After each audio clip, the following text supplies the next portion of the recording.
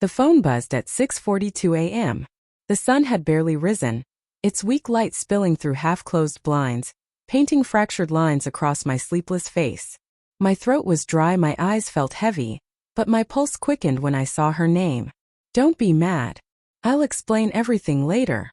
That was it. No, I'm safe. No, I love you. No, I'm sorry. Just that single hollow sentence that hung in my chest like a stone. My wife, Emma, hadn't come home last night. At first, I told myself not to panic. She had gone out with her coworkers after their quarterly project wrap-up, a celebration she'd been excited about all week. But by midnight, her phone went straight to voicemail. By 2 a.m. I'd called her friends, each one giving me the same vague response. She probably stayed with someone nearby, but no one could name who. Now, as I stared at the text, the silence in our bedroom felt unbearable. Her pillow was untouched, still holding the faint scent of her vanilla shampoo. Our wedding photo on the nightstand caught the pale morning light, her smile frozen, my hand resting on her shoulder, unaware of how fragile that moment truly was. Something inside me cracked. I texted back. Explain what? No reply. Hours crawled by. I tried to eat, but the food turned to sand in my mouth. I checked her location history, turned off. I checked our joint credit card, one charge, made last night at 11:57 p.m. Harbor Inn.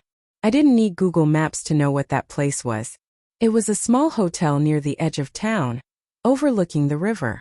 We'd once gone there for our anniversary when we couldn't afford a proper vacation. I still remembered how she'd said, "Even cheap places can feel magical if we're together."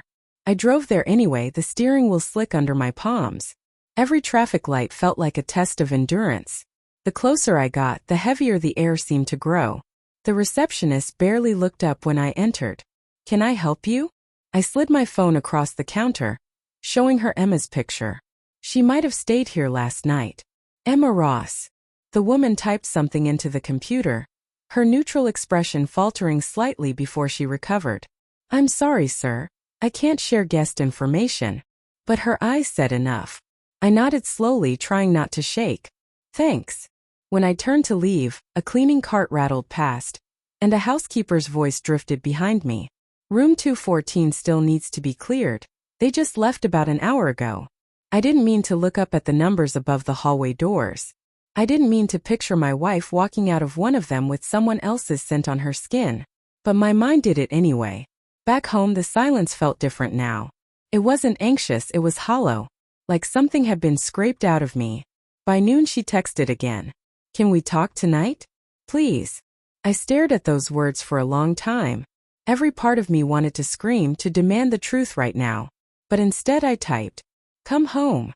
When she arrived, she looked exhausted. Hair messy, eyes red, makeup smudged like she'd cried, or hadn't slept. Her hands trembled as she held her keys. "Daniel," she whispered, voice breaking. "Who is he?" She flinched like the words were bullets. "It's not what you think." I laughed. An ugly, brittle sound. "You spent the night at a hotel called Harbor Inn. What else should I think?" She sank onto the couch, pressing her palms into her eyes. "It wasn't planned. I just needed to feel something again." "Something?" I repeated, my voice cracking. She nodded, tears sliding down her cheeks. "You stopped looking at me the way you used to. Everything became routine. I felt invisible." "So you fixed that by sleeping with someone?" She winced. "It wasn't like that. He's my coworker. It just happened once." The words "just happened" made my stomach turn. I walked toward the window, gripping the curtain tight enough to hurt. "Once is enough to destroy everything, Emma." Her sobs filled the room. I wanted to comfort her. God help me, I still did. But every step I took toward her felt like betraying myself. Then she whispered something that changed everything. "He told me last night he's leaving his wife." My breath stopped. "You were going to leave me?" Her silence was the answer. I sank into the chair opposite her, the room spinning. "So the text this morning, 'Don't be mad.' Was that before or after you decided to throw away our marriage?" "I didn't throw it away," she cried. I was confused. He said things I wanted to hear.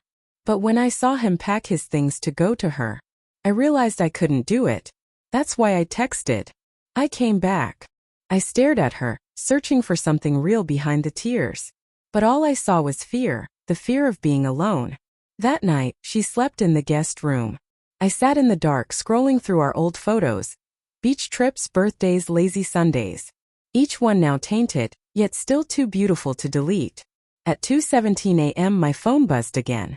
A new message from an unknown number. You deserve to know the truth.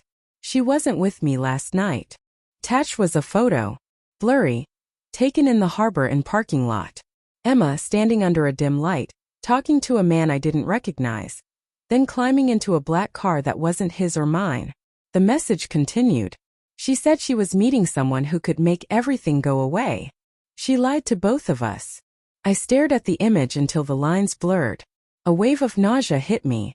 Not because of the cheating, because suddenly I didn't know who she really was. When I confronted her the next morning, she didn't deny it. She just looked tired. Defeated. I wanted to start over, she said softly. Not with him. Not with anyone. Just away from this life. Away from you. She packed her things that afternoon. No yelling. No tears. Just the sound of a zipper closing. Before leaving, she paused at the door. I did love you, Daniel. That's why I had to go before I destroyed you completely. Then she walked out. Weeks have passed since that day. Sometimes I still replay her last words trying to understand them. Other times I think of that photo, the one where she's standing between two men, neither of them me, and I realize the truth.